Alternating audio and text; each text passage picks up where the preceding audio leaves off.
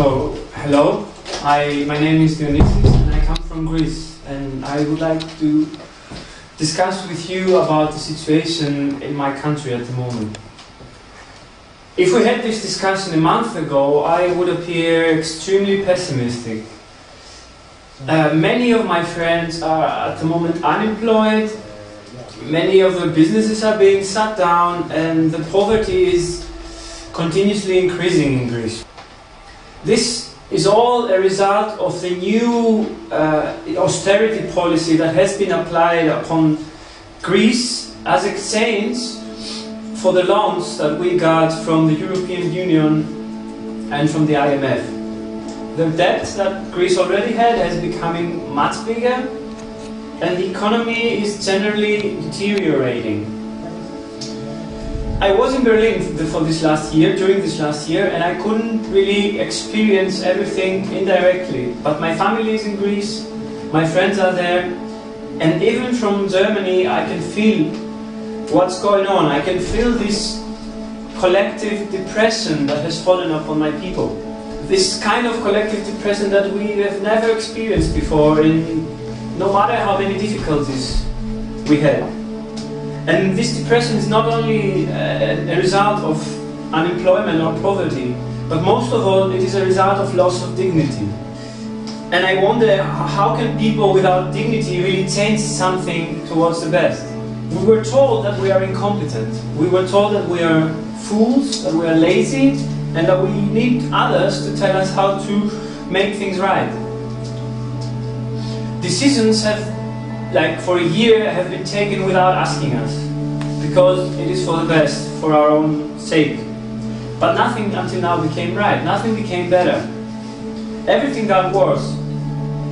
And we are left wondering, who are we really helping? For whom are we making all these sacrifices? It is definitely not for our own sake. Since a year, when wages were reduced and taxes were increased, the people were patient, the people have been waiting. They thought that something good come out of it. They knew that the situation in Greece was difficult and that sacrifices had to be done. But as they saw that nothing went better, they started thinking, they started wondering, why is this happening? Big decisions were made to privatize everything, all sources of wealth in Greece. Then that was obvious to everybody that what is taking place in Greece is not to the interest of the Greek people. Then they said enough. Then the Greek people demanded dignity. We wanted our dignity back. Of course, the Spanish movement and the people from the Arab countries were a great inspiration to us. They showed us again that we can trust our own powers, that we can, as people, that we can reclaim what belongs to us. So suddenly everything changed. The people felt strong, they felt happy again. They felt they could communicate with each other, they felt strong. They went out to squares every day. People that had to go to work, people that had other stuff to do, people with families, they went out to the squares. They started discussing, they started complaining, and they started deciding what was best to do, how to change what was happening. It was hundreds of thousands. It was a wave of people and quantity of people that we as a generation never saw before. And what do these people want? They don't want to be rich. They don't want to be lazy. They want justice and they want their dignity back. They want to be able to decide for what's good for them. They want that all people should contribute according to their own powers. And they want that all these corrupt politicians and business people that helped create this situation, that they go. And that they should also pay for what they caused to this country. The Greek people demand transparent, direct and real democracy, so that they can control their fortunes once again, for better or for worse. And they feel now, after all this time, that they have the power to achieve that. Many think that Greece is a unique case of a highly indebted country that is unable to repay its debts. An unfortunate case. They think it does not concern them. Greece is only the weakest in a long line of countries that have big problems with debt. And why is this problem taking place from the beginning? I mean, why is this whole thing happening?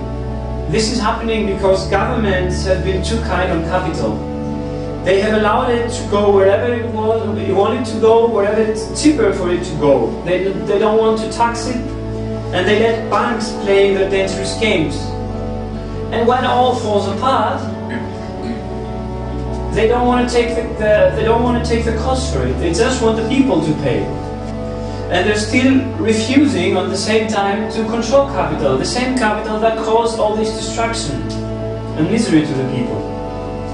And this is exactly what's happening to Greece, and this is exactly what's going to happen to other countries next, like Portugal, Spain, Ireland, Italy, France, and maybe the whole world.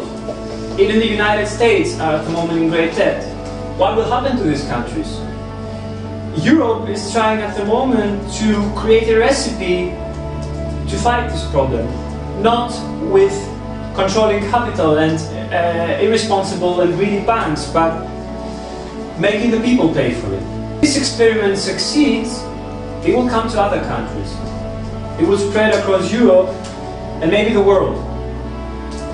So I think the time is now to fight against this recipe and stop it. And we have to fight now, and we have to fight together.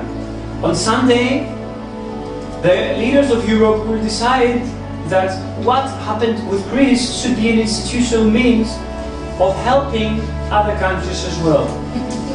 And we all know which countries are next.